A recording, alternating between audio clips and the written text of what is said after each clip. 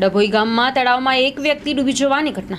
તાલુકાના આવેલા સેગુવાડા અને દિવાળીપુરા વચ્ચે આવેલા તળાવનો બનાવ। તળાવમાં સ્નાન કરવા ગયેલા વ્યક્તિનું ડૂબી જવાથી મોત નીપજ્યું। 2 કલાકની ભારે જહેમત બાદ વડોદરા ફાયર ફાઇટરને મૃતદેહ શોધવામાં સફળતા મળી હતી। તળાવમાં ડૂબી ગયેલા રાવજીભાઈ મગનભાઈ રાઠોડ ઉંમર વર્ષ 45 સંબંધીને ત્યાં રહેવા આવ્યા હતા। પોલીસે અકસ્માતે મોતનો ગુનો દાખલ કરી આગળની કાર્યવાહી હાથ ધરી હતી। ડભોઈ તાલુકાના દિવાળીપુરા ગામ પાસે તળાવમાં ગરમીના કારણે સ્નાન કરવા ગયેલા આધેડ પુરુષનું તળાવમાં ડૂબી જવાથી મોત નીપજ્યું હતું।